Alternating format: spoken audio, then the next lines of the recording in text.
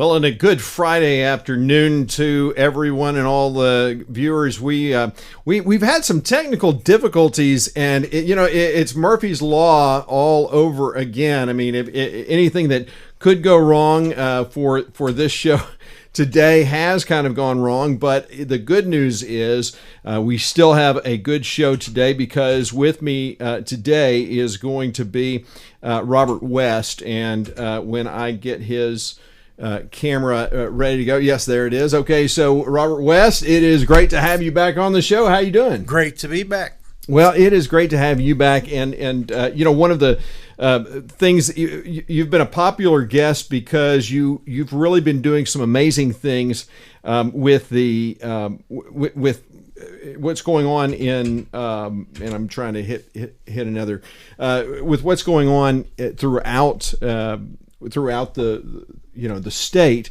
and trying to get the right people elected. And so one of the things that I want to talk about is we want to talk about your candidates that you've got, the slate of candidates that you're endorsing, which I'm excited about. Most of them, some of them I'm not familiar with, so we'll talk a little bit about that. We'll talk a little bit about the legislative priorities and where we are on a fourth legislative session. That's what people are asking for. Yeah, that's what conservatives are asking for, right? And we're just not seeing it. So that's really a problem for a lot of people. It's a problem for me. That's for sure. Give me 1 second. Let me try and get this. There we go. Okay, so now that I've got the cameras figured out, I think. Governor Abbott, you have been pushing for a censure of Governor Abbott. Tell us a little bit about, remind us what that is and where you are in the process of getting Republican GOP counties to support that. Well, a censure is nothing more than a formal declaration that he's done something wrong. Okay. And that's by his own party. Right. So, sports analogy, if the entire team points to their own teammate and goes, that person did something unconscionable, he needs to get kicked out of the game. Yeah. The referee doesn't even need to see it happen. If your own team's calling you, then you need to be out of the game. Yeah. And that's what happened with Abbott and his violations, constitutional violations, and they continue. And constitutional violations primarily started with the COVID pandemic. Exactly. Closing down the churches, limited public gatherings, treating people differently under the law, closing the beaches, interfering with the right to fish, all of these things, closing the court systems. The year before COVID, Dallas appellate courts handled 1,700 cases. During the lockdowns, they handled 9. My goodness. So even if you wanted to bring up the fact that he stole your business, destroyed your business, and did not pay for that in advance or go through any legal requirements to do it, you couldn't take him to court. Yeah. And the other thing is, only the legislature can suspend laws. He suspended 6 of them in one mandate. You can't have retroactive laws. He retroactively made laws and mandates. Yeah. I mean, he violated everything about the Constitution. One of the first requirements is to maintain a Republican form of government. Mm-hmm. So anybody that calls themselves a Republican and supports one man writing law, one man enforcing law, and one man telling the judges how to rule on that law. Yeah. You can support Abbott or those things, but you can't support both. No, absolutely. And it wasn't until March 31st, as your website highlights, that Greg Abbott said that churches were essential. And what I find interesting is in this last legislative session, they passed a new law. The legislature is saying that governor can't do that anymore. Can't shut down churches. Couldn't do it to begin with under our Constitution. Yeah. Well, actually it was a constitutional amendment that we voted on. We did another constitutional amendment specifically saying that. Yeah. But our current Constitution, Article 1, Section 6, covers that completely. Yep. And by passing another thing that says essentially the same thing, you're saying it was okay to do it before that. Well, absolutely. And when I gave my picks on mm-hmm. which constitutional amendments I supported and opposed, I think you and I only disagreed, I think, on the very first one, but and it was not a big deal. Yeah, raffles or something. Yeah, and well, I'm a professional fundraiser. Yeah, so that's why I was bothered by it. But but other than that, I mean, that was my concern about the whole constitutional amendment as well. okay, so we pass it. What does it matter if the governor is going to violate the rights? What does it matter to begin with? Exactly. And our representatives, they violated their oath when they didn't hold them accountable. Yeah. And they had every bit of power to do that. They just chose not to because Abbott was more important to their careers than we are. Yep. Absolutely, and so one of the things that you're really kind of focusing on is on the censure is simply to get the GOP county parties to agree that, hey, the censure is saying, hey, you did something wrong. It's not saying that he is be taken out of office. Not at all. No. Well, the censure has no legal teeth, Mm-hmm. but once enough counties do that, these people find someplace else to be. Mm-hmm. For example, Chris Patty's a good test case. We got 3 counties to censure Chris Patty out of 6. The other 3 had it teed up, ready to go. And all of a sudden, a month after he said he's going to run for re-election, he decides not to run for re-election. And Chris Patty is who? Chris Patty was a very high-ranking member in the Texas House. He's been in the House for a long time. Okay. He represents East Texas, and it was going to be a cakewalk. Nobody's going to run against a guy with hundreds of thousands of dollars at his fingertips and Greg Abbott and the machine backing him up until the precinct chair stepped forward and started censoring him. And then he says, nope, I don't want to be embarrassed out of politics completely. I'll take this election cycle off. Maybe I'll move to a different part of the state, or I'll come back and reinvent myself. Yeah. So where are we? How many counties have joined with the censure effort? 14 counties have passed censure. And of course, Rockwall is one of those, right? I don't believe Rockwall has, but we're working on that. We actually did pass one of your new precinct chairs that filled an empty spot. Yes, Chastity Suela. Yeah, that's a good one, and a few others. And they've sent a letter to Abbott saying, hey, explain why you violated this many constitutional things. Now, what's promising is Rockwall, the old guard in Rockwall, did not have enough votes to just squash that. If they hadn't redirected it towards a letter, it would have been a censure. Yeah. But they said, oh, let's be polite. Let's be diplomatic. Let's send this letter. Well, Abbott's not going to respond to a letter. Right. He doesn't care. Right. And if he does, what's he going to say? Yeah, I did it, and I'd do it again. Right. Or I didn't do that. He would just flat out lie. Do you think that he regrets what he did? Because it does seem like, I mean, the fog of war is a real thing. So you are in the midst of a COVID pandemic. You've got President Trump, who's somewhat supportive of some of the things that are going on as far as shutting down. And I think that I'm playing devil's advocate here. Go right ahead. So if you're sitting in the governor's seat and you're hearing all of these things, the media is going nuts about this thing and saying we've got to shut everything down. The Final Four got shut down. I mean, everything just got shut down. Do you think that he just said, well, he kind of felt helpless? It is really hard to stand up for the Constitution sometimes, isn't it? Do you not agree? No, it's an argument. I'm ex-military. Yeah. Okay, and I was in that situation. Okay. I put my hand in the air and I gave an oath to God, and I'm not going to lie to the being that's in charge of my next breath. So but it wasn't easy what you did. There wasn't a choice. Yeah. I wouldn't say easy.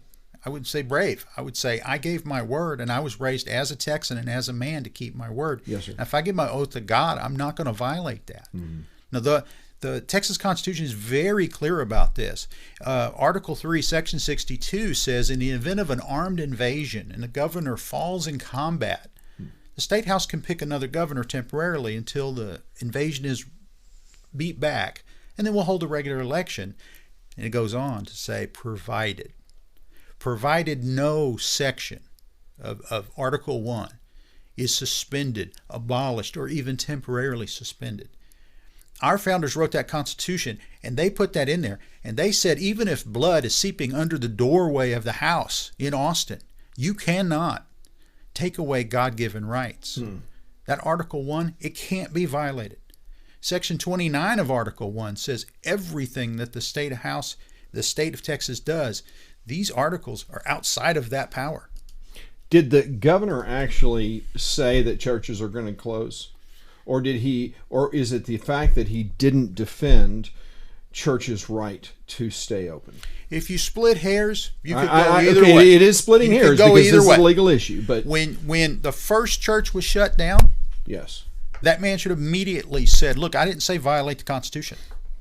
You're violating the Constitution. That's not allowed." Yeah. Those churches open back up. I'll go further than this. We shut down churches. Not only did we shut down churches in Texas, but we maintained that 25% capacity, 50% capacity, 75% capacity applied to churches. If a church is open 25%, it is closed 75%. Well, that's really true. There's no way around it. No, there's no way You around had it. people had their incomes cut off, their businesses destroyed. They had bills still coming in. So many of those people did the math and said, the only way my family survives is if I don't. And they killed themselves. They took a permanent solution to a temporary problem. And one of those reasons is they couldn't go to the church. They couldn't seek guidance. And for that, I'll never forgive Greg. I wouldn't vote for the man for dog catcher. I don't care who he runs against.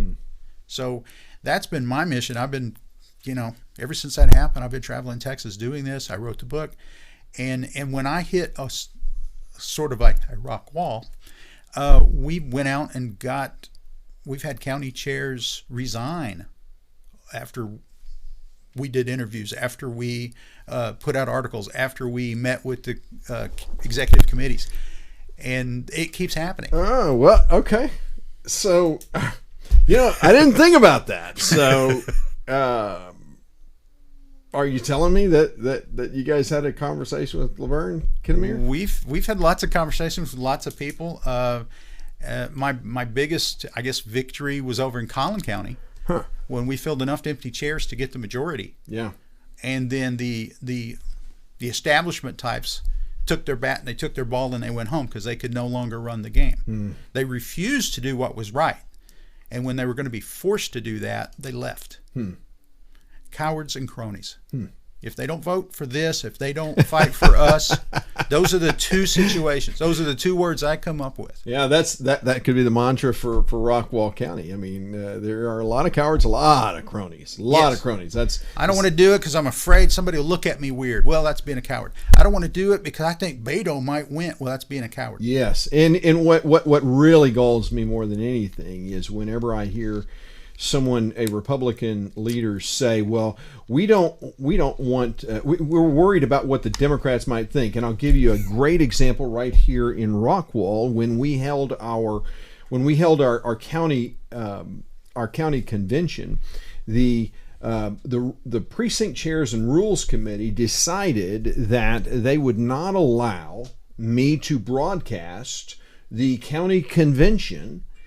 And they did it at the last minute. I was prepared to come in and broadcast, to record. They wouldn't allow recordings, broadcast, anything for within the county convention. And remember, the county convention, this is the place where we work out our platform. This is where furtive debate is a very positive thing. But we had Kenda Culpepper, our district attorney, who was the head of the rules committee, and the rules committee that is just wrought with cronies, and the precinct chairs who all said, we're not going to do it. And I was so blindsided by it. I was ill prepared for it.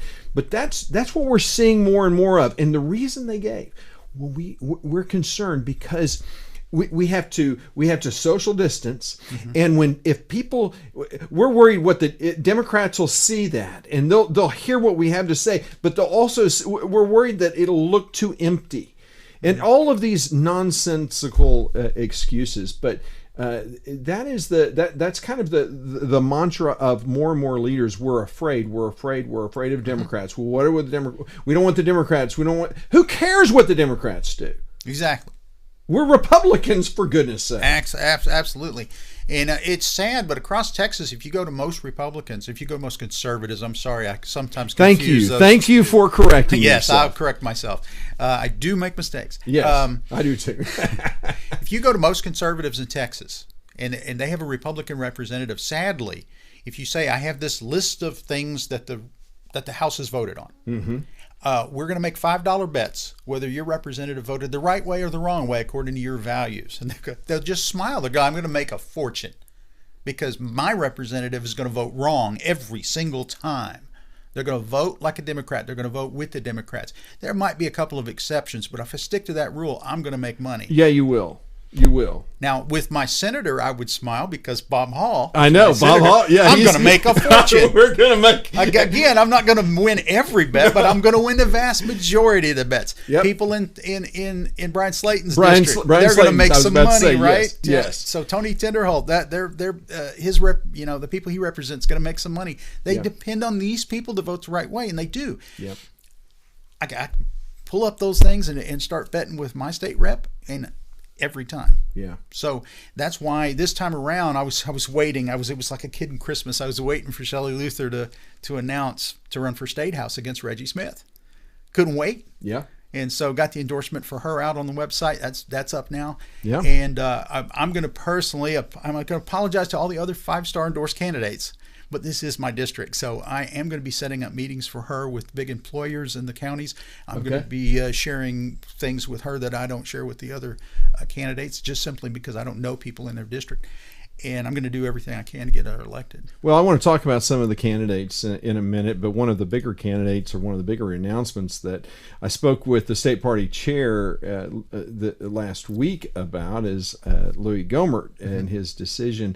He's supposed to be making a decision today whether or not he's going to run for AG. He announced that he was interested in running, that if he could raise $1 million by the 19th, which is today, that he would get in the race. Otherwise, he'd run for Congress, or he'd run for re-election. Now, we already have a race. We've got Ken Paxton, the incumbent, who, by the way, I like a lot. Mm-hmm. So I get there's a problem with all these legal things. He still hasn't been proven guilty in a court of law at all, and so that's a problem for me. Then you have George P. Bush, who's trying to run for AG. Remember the Alamo. What do you mean? When he was land commissioner, or when he was involved with the Alamo and those things, that just he's out of it. George P. was never. I mean, he looked at the land commissioner as a stepping stone always. So no one believed that he really cared about land commissioner. But it galls me to no end. It'll be nice to actually have a land commissioner who really cares about the state of Texas and who really wants to be there. You know? I am really sick of people using the offices as stepping stones, and I know you are. I can't tell you the number of people we have too busy running for the next election to do the job we pay them for. Yeah. And I believe that was one of Greg Abbott's problems. He was too busy auditioning for president to worry about being a good governor for Texas. Do you think he's going to run for president? Do you really think that? I don't think so now. But you don't put your name in the straw hat list at CPAC if you're not thinking about it. Mm-hmm. And the powers that be, Karl Rove and such, do not massage your career and set things up and make sure you get money unless they have plans for you later on. Rove is, it's Blakemore. The Blakemores are his consultants. Yes. Pulling a zero in Florida was understandable. Only 33% of the people there were from Texas. Yeah. Pulling a zero in Texas was a little hard to explain. Yeah. Pulling zero at the Western Conference in Denver was easily explained because you violated your oath. You broke the Constitution. Okay. Conservatives are not going to back you. Well, let's go back to AG and I'm the Attorney General. So we actually talked after, I think the day of that, because I called you to talk about that, and you aren't bothered by it. I am. I'm not bothered by it at all. I'm not a big fan of Paxton. Okay, tell me why. Well, okay. So I love the fact that he sued the states that violated the U.S. Constitution about changing voting laws, state voting laws, without going through the legislature. It's very clear. Mm-hmm. But he didn't add Texas to that list, and Abbott changed the voting laws in Texas when he made early voting a week earlier than it should have been. Mm-hmm. He didn't go through the legislation for that. So if you're going to sue people for doing something that your governor is doing, go ahead, put his name on the list. I didn't hear A.G. Paxton say once anything about these constitutional violations. So he wasn't worried about us. Okay. So for those reasons, I'm not a big fan. And when you have 7 attorneys accuse you of something, either A, they really think you're guilty of it and they're attorneys, or B, you're really horrible at hiring people. Because what? These people just decided to turn on you. You have something to do with hiring them and keeping them in those positions before the seven of them decided to turn you over to the FBI. Delaying a case for 6 years. If somebody accuses me of something I didn't do, I don't delay the case for 6 years. Okay. Let's get this over with. Okay. You got nothing. Okay. Justice delayed, justice denied. If he can delay the case until after he's dead, who cares? Well, it was interesting when I talked to Matt Rinaldi, the GOP chair for Texas. I asked him if he was surprised by the announcement. He said he wasn't surprised.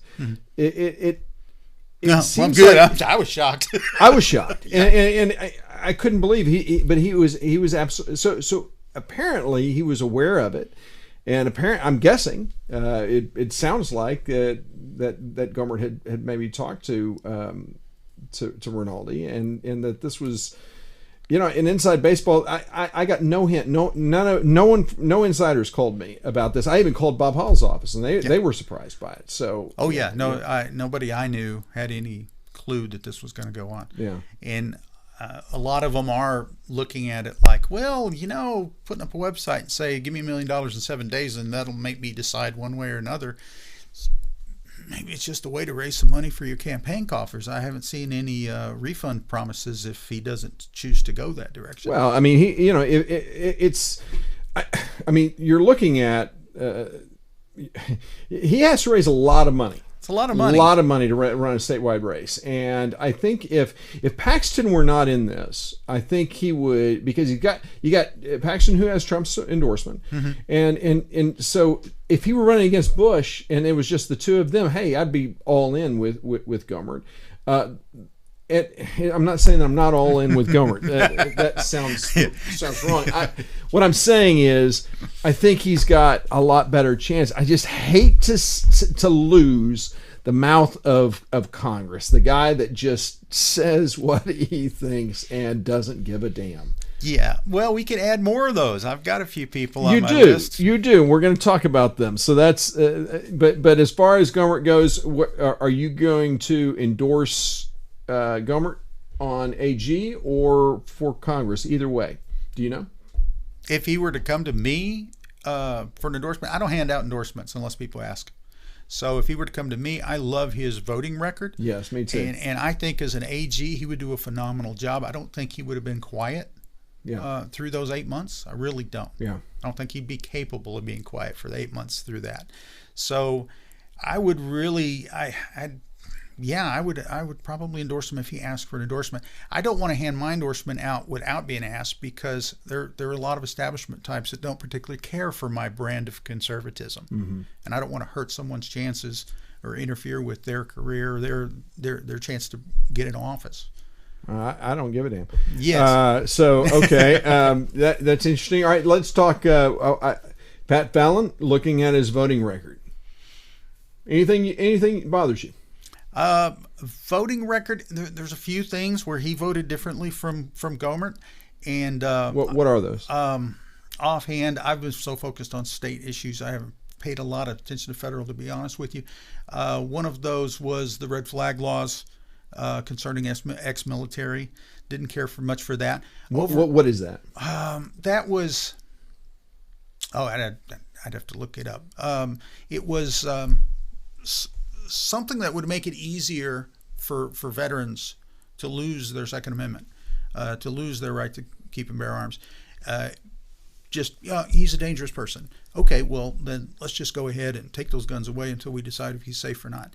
I don't like that. That's not taking someone's rights away based on an accusation and then deciding it later. And you're saying Fallon voted against that? No, for making it easier. Gomer voted against it. You're saying he voted for it? Yes, he voted for it. Okay. Overall, I haven't seen a problem with his voting record. Yeah. And when people have brought up censure for Pat Fallon, to me, I was like, no, I'm going to save that for something where someone obviously broke the law, broke policy on a consistent basis. Yeah.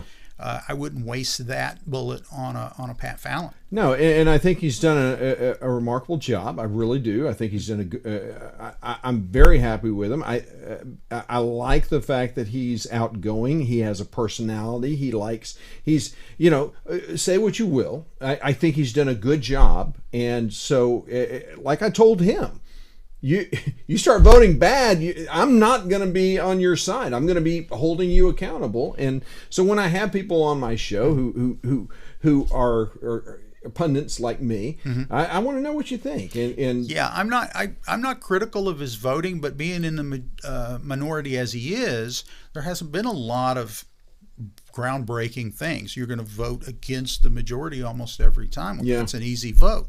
Well, but it's not easy because how many Republicans are voting with the majority all the time? Yeah. So I'm not standing up so far. Yeah, I'm not a huge critic of his as far as his voting goes. And that's all that matters to me. That's all that matters to me. Yeah. How do they vote? Yes. As far as his financial disclosures. Yeah, and that was a bullshit. Excuse me. That was a ridiculous. Well, I mean, $17 million in trades in a short amount of time, especially of defense stocks. When you sit on the Defense Appropriations Committee, it at least raises the appearance of impropriety, and so his response wasn't satisfactory to you. His response was, $17 million. No, I only have $170,000 that I just trade over and over and over again. Well, geez, how much time does that take you? No. Is this a new? Wait a minute. Are you talking about a new? No, this is old. This was a couple of months ago. Yeah, because we looked at that and hashed that out, and it wasn't 17 million. It wasn't 17 million. Aggregate. That's what was reported. It was 17 million in trades over a period of time. It wasn't 17 million at once. It was 170,000. Yeah, he lost money. He lost money. I mean, he's a millionaire going in. He lost money, and the trades that it wasn't the trades that he took. It was that he failed to report. This was when he came into Congress. That was the complaint against him. There was a complaint then, and there was a complaint since. Okay, that's what I was asking. Yes, so this is since. Okay. And his response was, I thought the reporting requirements were yearly like they are in Texas, not monthly as they are in Congress. Mm-hmm. You just went through orientation. They didn't cover that. Mm-hmm. So it's a concern. It just looks bad. Mm-hmm. But I've never said anything other than that. And as far as whether you make money or lose money at that, if you know that Microsoft isn't going to get a contract, and it's a major contract, and you dump your Microsoft stock, so just as an example, after that stock price, once you make that decision public, you don't get that contract, that stock price drops. Right. Well, you lost money when you sold it, but you didn't lose as much money as if you hadn't sold it. Well, but in every member of, and this is the problem with Congress and the way the Congress works, and this is something that even 60 Minutes did a report on, I think 4 or 5 years ago, about what Congress is able the insider trading of Congress. They're exempt. Yeah, and it's ridiculous. No, I don't disagree with that. My point is, when I judge someone in office, I judge the record. I don't judge if they go catting around on the side or whatever. I mean, that is a personal issue. I'm more libertarian on the issue, so I go, okay. I'm not going to go after. I'm a little more like character driven.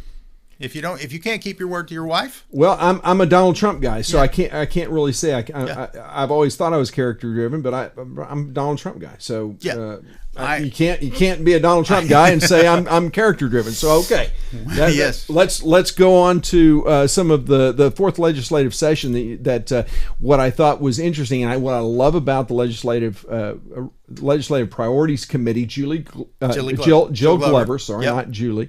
Jill Glover has done. She's just done an amazing job. Oh, yeah. She would be such a great asset to our party. I hope that she runs for state party co-chair or vice chair. I was a little shocked she didn't run for party chair last time. I was too, actually. She has worked her tail off, and this is the first time as I told the chair last week. I've never missed a state party convention since turning 18. I've never seen in my entire life. I've never seen the party actually go after our elected Republicans for not voting our legislative priorities. So we got to hand it to them. But so the fourth special called session that is being requested, there's only 2 state senators, Bob Hall and Drew Springers, who have asked for that, and just a handful of state reps, of course, Brian Slayton being one of them, and Biedermeier, and a few others. Justin Holland is not one of those. So our state rep here, your state rep, Reggie Smith. Smith, did he? I can bet you $5 he didn't. He didn't. No, yeah, he didn't. See, that was. Yeah, I mean, perfect example. There you go. I did not say I would bet. Yes, I did no, not take I'm that not bet. holding it to you. But yeah, so I mean, the fourth legislative session looks dead. Yes. Doesn't look like a possibility. It's going to go forward. But you send the same clowns back to the same tent, you're going to get the same circus. Absolutely. So, well, so that's where we go to finding candidates, finding individuals who we can put in office. And you've got, some would argue, and I think it's a fair argument, that you look at dark horse candidates, and frankly, dark horse candidates are the candidates who transform America. They're the ones who transform Texas. Absolutely. They're the ones who actually get something done, because they're the ones who are most willing to put their tail on the line and say, "Hey, I don't care about re-election. I just care about doing something right." Exactly. And you got a list of those people. Let's go. I'd like to go through them. And unfortunately, as I said when we started the show, that anything that could go wrong has gone wrong. My feed for the visuals is not working. So that's why there was no show introduction as well. But I don't have the ability to show any of this stuff, but we'll talk about them. So you are endorsing 2 candidates for governor, Don Huffines and Chad Prather. Why is that? Yes, I made the ridiculous mistake of putting in writing exactly what you had to do to get an endorsement from me. And lo and behold, we had 2 candidates that did exactly what I said they had to do. So to keep my word, that whole getting back to, is it easy, is it hard? Yep. It's there's not a choice. No. I gave my word. Yeah. And I gave it in writing. So Chad Prather, he's a really great guy. I've spent some time with him. I've been on his show, and he does really well on stage. He's got a good heart. Yeah. Okay? He's never been in office before. And then Don Huffines has a 97% conservative rating for 4 years as Texas Senate. He's rated one of the second or third most conservative senators ever. He put 7 people in prison for scamming tax dollars. And in fact, the mayor pro tem of Dallas was one of those who's still serving a 7-year term, that's still right. in prison for that. Yep. And to my knowledge, he's the only person in Texas that's ever bothered to put anybody or that many people in jail for stealing tax money. It's just a perk if you're a career politician. Yeah. So both of those men just are excellent people. And it was really weird getting to know both of them. We're going to flip a coin. My wife and I trade out. Like, well, maybe you vote for one and I vote for one. I love it. When it comes down to it. So Alan West, not your candidate? No. Me and my wife both stayed up to 3 o'clock in the morning. Yeah. He's in our SD. Uh-huh. He was on the screen in our virtual meeting. Yeah, I was along there. with Bob Hall. I was there. And we voted for him. He asked for a job. We gave him the job. Yeah, and that job was for? That job was for chairman of the Republican Party of Texas. State Party Chair, and I was thrilled, and I Yes. thought he was doing a great job when all Yes. of a sudden... He wasn't. And now, he's asking for us to be, I want to be your governor. And you had already said you're tired of people using their jobs as a stepping stone. You asked me for an honor, and I granted that honor. Yes. And now you're asking me for a different honor before you finish that job. It wasn't even a year in. No. That's the problem. And I don't know if that was a plan or that just came along. So I don't know for sure. Yeah, you do. But, yeah, you do. Now you're not talking straight. This is called straight talk. Robert, you and I both know. We've talked about it even. Yes. We talked about the fact that this guy's running for governor. He's being state party chair. That the reason he wants to do it is to run for governor. We all knew it, but It still doesn't make it right. Well, it doesn't make it right. I'm with you on this. I'm not going to state a fact as strongly as you might believe it, as strongly as I might believe it. I can't state it. Our opinion was we opined about it back then. Yes, but the fact was he asked me for an honor. I gave him that honor. Yes, you did. And now he's asking for a different honor. Yeah. And I can't do it. Yeah. And I can't see this. And that's doesn't mean he's not a great American. Does not mean no. I respect his service as a fellow veteran. Yep. I respect his service in Congress, and I obviously have a lot of respect for the guy, or wouldn't stayed up to 3 o'clock to vote him in as party chairman. As I did, and I thought he did such a great job. It's just such a disappointment that he backed out. I really thought he was making some headway. Mm-hmm. I thought he was doing a great job as state chair. Yeah. So that was why he's not on the list, and it was easy for me. 3 endorsements would be a little bit ridiculous, wouldn't it? So, well, what if he does? What if he does? Well, he hasn't broken or violated the Constitution. So if it's a choice between him and Abbott, it's an easy choice. I'll walk across broken glass to vote for the man. Okay.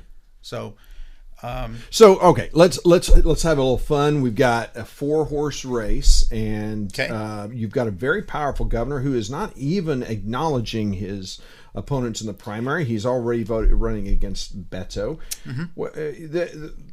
You got to win by 50% plus 1, or you go into a runoff. What's your prediction?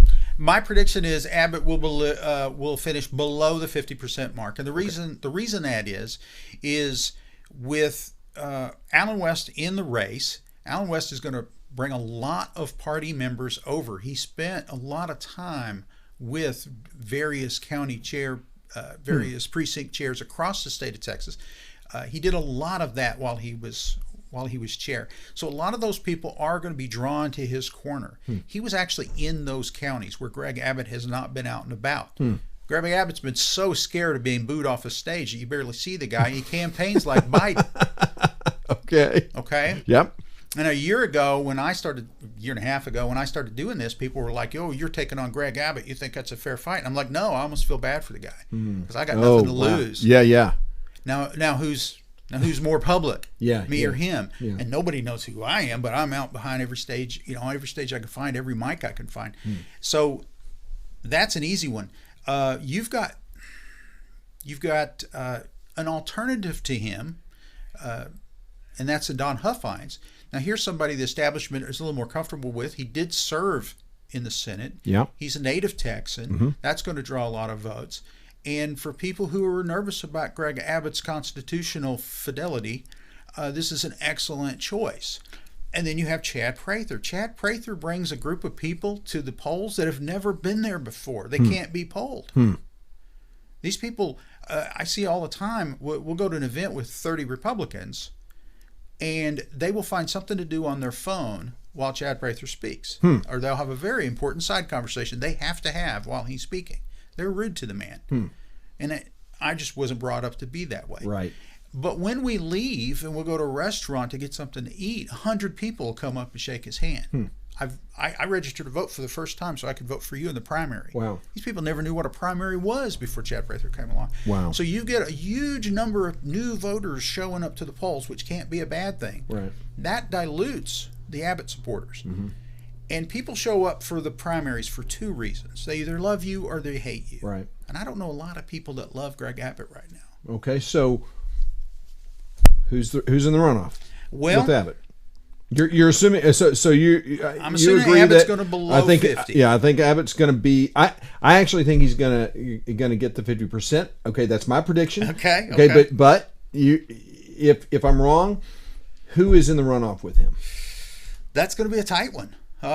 Before I would have said Huffines would have finished because he's got so much money. He's got the money. He's willing to spend money, and he's got a name in Texas. He's a native Texan. Yep. I would have said that, but I went to the first debates. This was in Decatur in Wise County, and Wise County conservatives put that on. And when they finished, they did a poll of the people that watched online and were there. Yeah. And Chad Prather wound up with 44%. Don Huffines got 20, 27, 26, 22 for West and 8 for Abbott. So I'm thinking it's plus or minus 8. just a rough guess. But talking to people, once they hear him speak, they really like the guy, and he's got some celebrity to him. If he can get his people to the polls, the bars will lose a lot of money that day. Okay. And you'll see a bunch of the faces you've never seen at a primary ballot before. So are you making a prediction?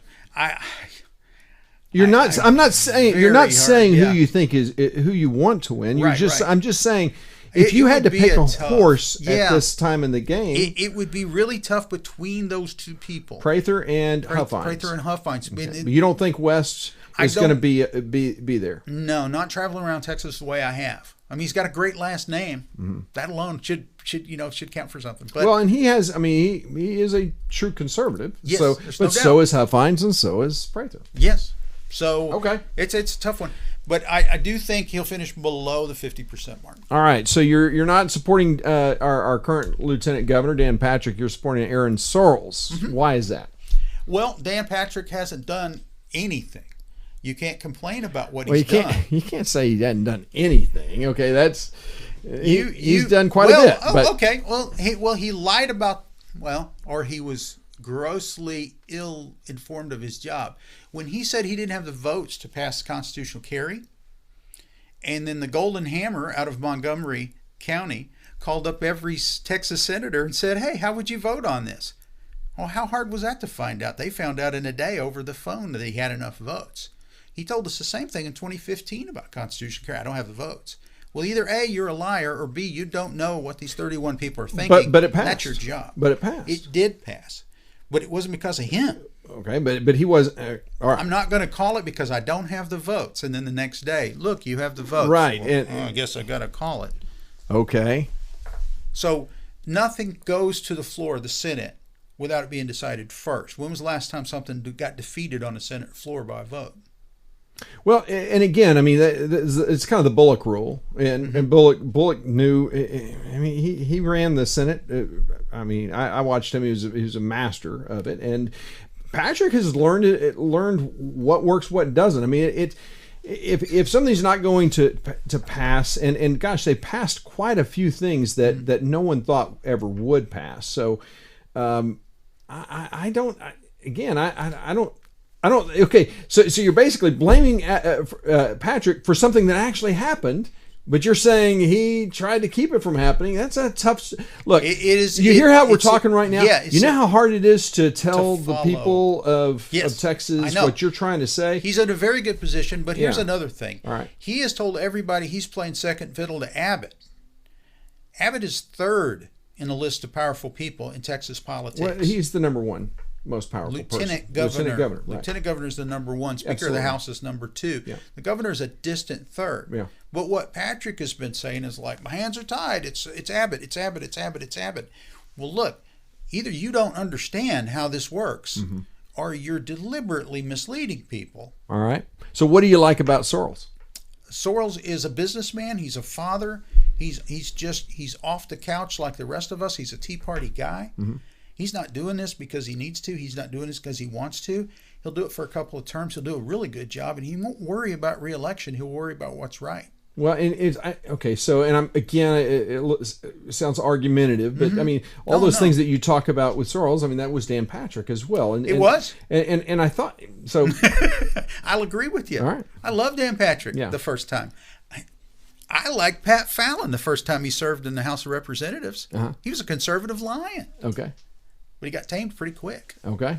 All right, we'll see how he does in Congress. Yes. All right, so with Senate, there's a guy named Bob Hall. You know anything about that guy? Well, he's only the greatest state senator in Texas right now. Yeah, okay. I agree. And they redrew the lines. Yeah, are you in it? I know. Man. I might have to move to keep them.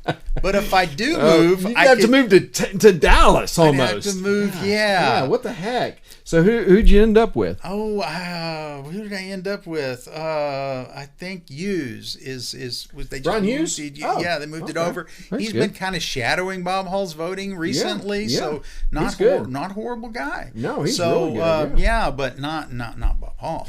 Right. Well, yeah. And so what about Stormy Bradley, SD31? She is, if you made her up and put her as a character in a book, you wouldn't believe it. Oh, yeah? She is she's a registered RN nurse. She's kept that up. Okay. But she had to give that up because her husband's business was doing so good. They opened a second location. So now she runs a building supply company. She covers the panhandle, basically. She knows everybody. She holds a private pilot's license. She's the mother of 2 young, boys that are just, they just glow. And she's awesome, and she's never going to back down. And when they approached her and tried to get her to back down, she's going to laugh them out of the room. Yeah. And she's not going to do that. And coming back to Dan Patrick told her to her face that she was out of her league, which is the wrong thing to say to this woman. Okay.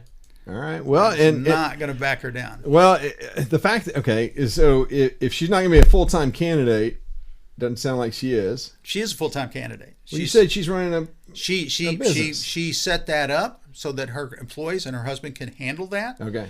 When we were in Colorado City at an event, speaking at the same event, Yep. her 2 young sons were learning to weld from their father, which Okay. she was just beside herself. She didn't get to see that. Wow. But they recorded it. They got to play her back later. Okay. But she just, she's taking this race seriously, is what you're saying. Oh yeah, she's taking it very seriously. She's raised a lot of money for somebody that's never been in politics before. Nice. And who's she running against? Oh, the opponent. This is SD 31. 31, yeah. The incumbent over there decided not to run again. Okay, so it's an open which seat. is good. It's an open seat. Okay. So I think they've picked another person out to run against her. I can't remember his name offhand. Okay. But that's okay because this person didn't have the guts to run when it was an incumbent in office. Only announced after that incumbent would step down. A Republican currently holding the seat? Yes. Okay, I see. Very good. Yes. All right, well, let's go to the House. Of course, Brian Slayton, HD2. Can't go wrong. Gosh, I was so hoping we would be redistricted to Brian's district. Of course, we still have Justin Holland, who is a Rockwall boy, and I am seriously. I've got a guy who's a Tea Party guy that in Rockwall, and I've asked him, I don't know, 3 or 4 times, hey, John, when are you coming on my show? When are you coming on my show? Because he and I sat at the state convention 4 years ago, I think it was, and he was telling me Justin Holland is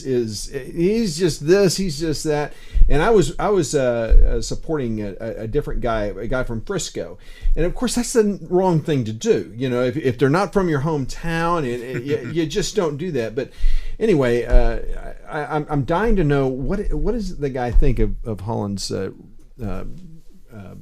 record, because it's deplorable. But Brian Slayton, this guy is I mean, what's great is he's already in office. He's running for re-election. How does his district look once it was redrawn? Have you taken a look? Still looks pretty good. He's still pretty solid. His home area is still his. He still has Hunt County. I don't think that there's going to be a problem with that. Does he have an opponent? He has an opponent. He has a primary opponent? His primary opponent. Okay. Well, right there, there's that they're a squish. So, yeah. All right. Dewey Collier, HD5. Dewey's awesome combat vet, also in the medical field. Yeah. Just great family guy, and speaks from the heart. He is running a very serious campaign. He has been nonstop roaming around his district talking.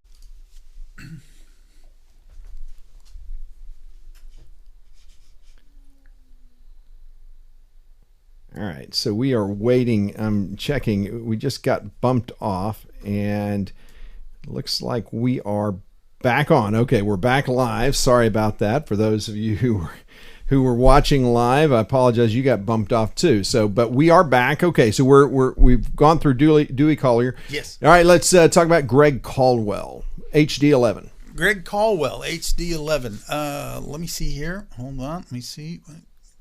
Be that guy right there. That's Dewey. Yep. So we covered Dewey. Oh, we did. Oh, okay. Yeah, Dewey Collier. Then it's that guy. Yeah. Okay. So he is a worker. He trades hours for dollars, just like most of us. and he's just sick and tired of being sick and tired. Most of these people are off the couch instead of finishing Netflix because this has been a mess. Mm-hmm. Yeah. We run into activists and we run into people in politics all the time that have been involved for 20 and 30 years. Yep. And they don't want new people in. Right. Because it's their game. It's their private club. Absolutely it is. Well, let me tell you, everybody that's out there that's been involved for 20 or 30 years trying to tell the rest of us to stay away. Yeah. You had 20 or 30 years, and this is the mess we're in. I agree. All You right. sit down for a while. We'll take over. Jen Besner, HD17. Jen, down there near Austin, she's getting tired of the swamp because the smell drifts up, gets right into her house. Who's she running against? Her opponent stepped down, and Tom Glass and her are going to be fighting in the primaries. Okay. And I respect Tom Glass. He runs a couple of different groups and constitutional enforcement and that sort of thing. And I've heard him speak a few times. He's an awesome guy. We just haven't connected as far as, if he wants an endorsement or not. But it's sometimes when you're an activist for so long, you get a bit tainted as well. Yeah. So you have those connections, and I've run into that with a lot of activists that are very well known in Texas. Okay. Yeah. They don't care for what I'm doing. Right. And I know they don't. They have a Rolodex of people who are in office that will return their phone calls. Right. So the last thing they want is to have to throw that Rolodex off the table and learn a new set of people and get to know a new set of people. That doesn't make them any more important than you or I. That's right. Yeah. So, and then obviously, so Dennis London, which I'm excited about. Dennis is running in right here in HD 33 against Justin Holland.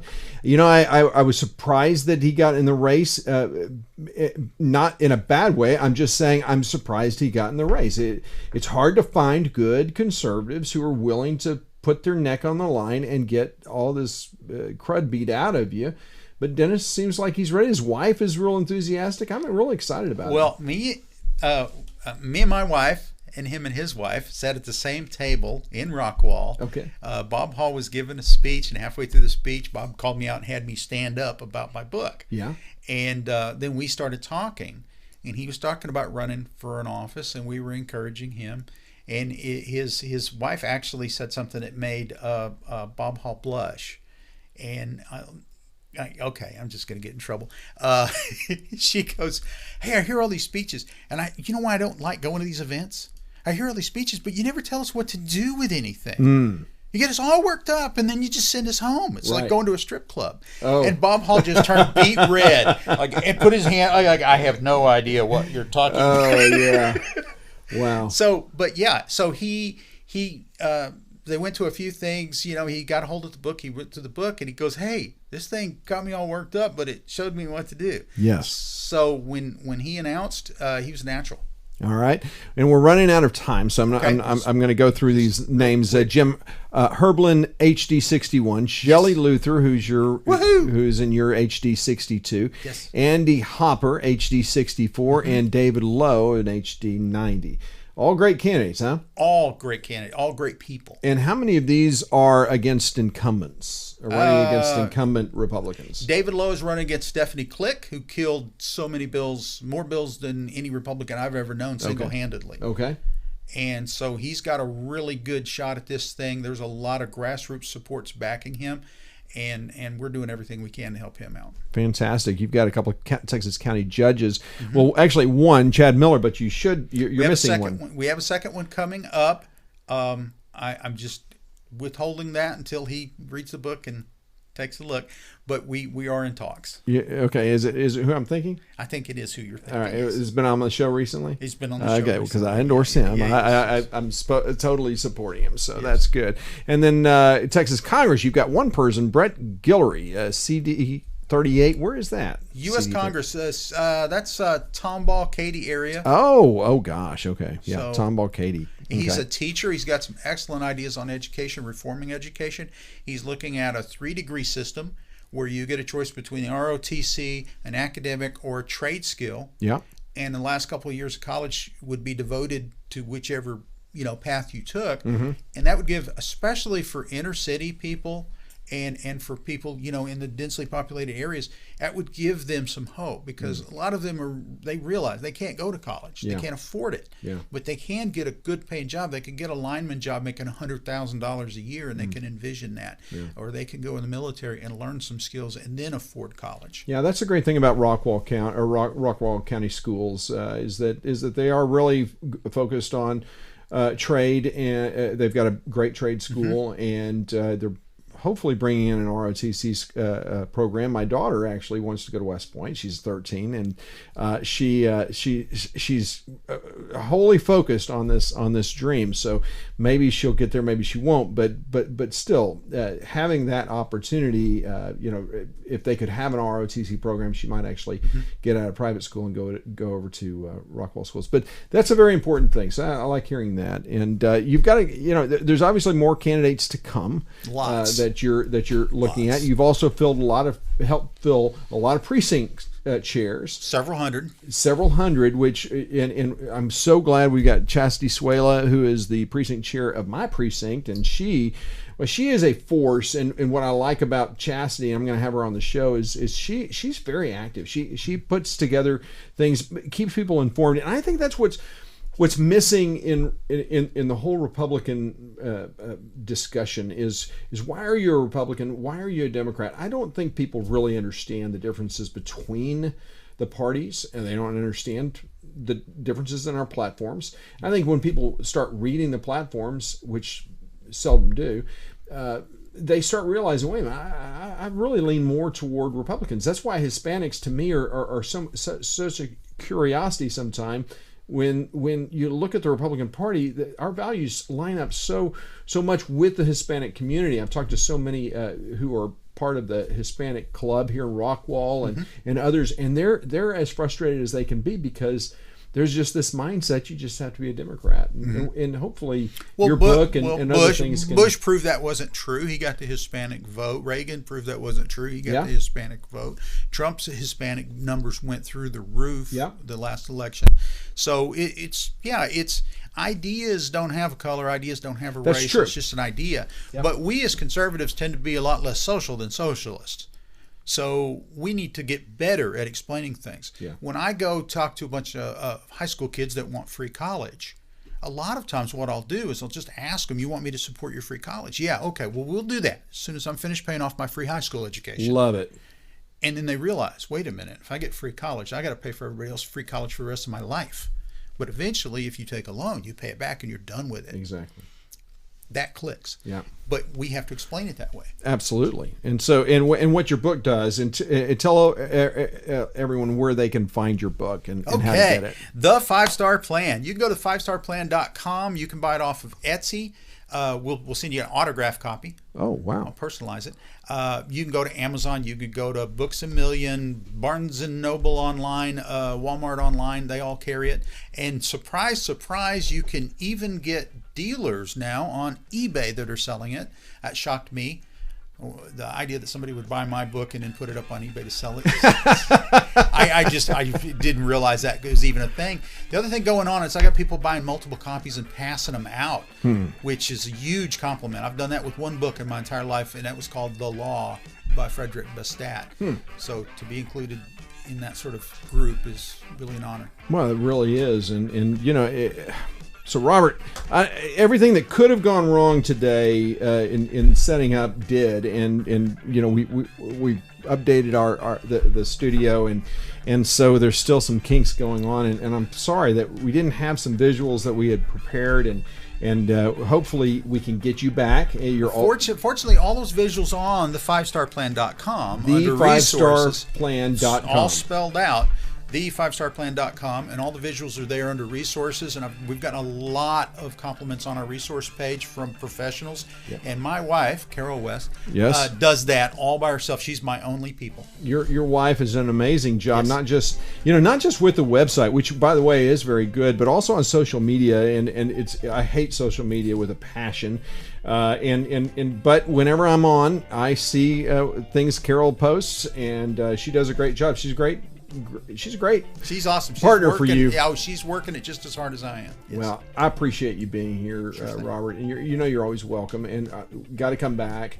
Let's and I hope to have some of your 5-star candidates. Dennis London for sure on this show is going to be here, and some others as well. So God bless you, and God bless all of you who are watching. I hope that that this has been helpful, and I hope that you will think about reading the book and getting involved and doing something for our country, because that's only you can make a difference. So that is it for the show today, and unfortunately I've just got to kind of shut it down the way this thing has worked, and so I'm not going to have the pre-ending or opening, but it is what it is. So I wish you all the very best. We will see you next time, and blessings.